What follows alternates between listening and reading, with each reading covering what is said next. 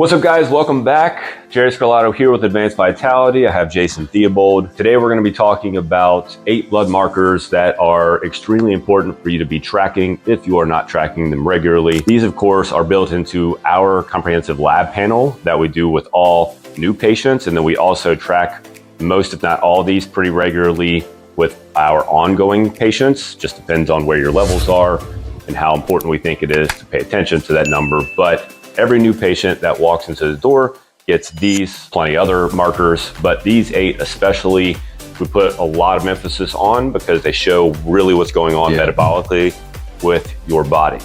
Now, we're not going to cover hormones today. We talk about hormones all the time. That is our specialty.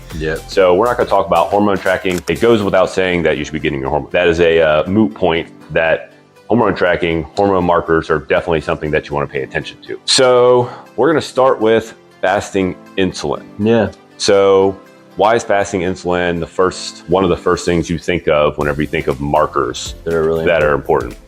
So, I think a lot of people, we have to give some context. I think a lot of people hear about fasting glucose, and they think that's like the most important marker.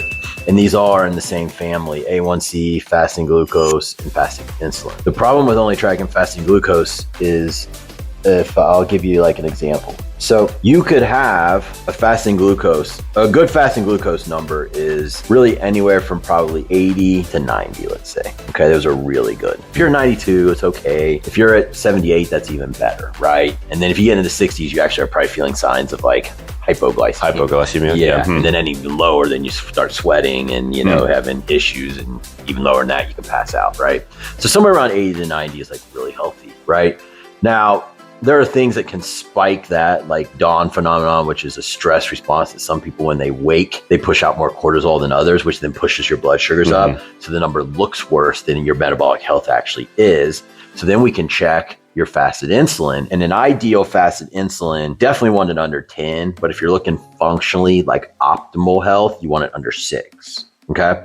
So let's say you are having dawn phenomenon, you wake up and you're at 101, but then your fasted insulin is a 4.1. Well, metabolically speaking, you're really good. It's just that you're having an issue where you wake, you might be under a little stress, maybe you're looking at your phone right away, maybe there's whatever it is, and it's spiking you. So now we know that you're okay. But then the flip side is you could wake up and have an 82 on your fasted glucose. Your fasted insulin could be 30. Well, that's really, really bad. And that shows that metabolically speaking, you are insulin resistant. But what's happening is your body right now is pumping out so much insulin to make the sugar go into the cell, so it's not circulating in the blood, but you're metabolically a mess. So that's why you can't really look at your just fasted glucose. We go to fasted insulin and we make sure that's on everything, along with an A1C.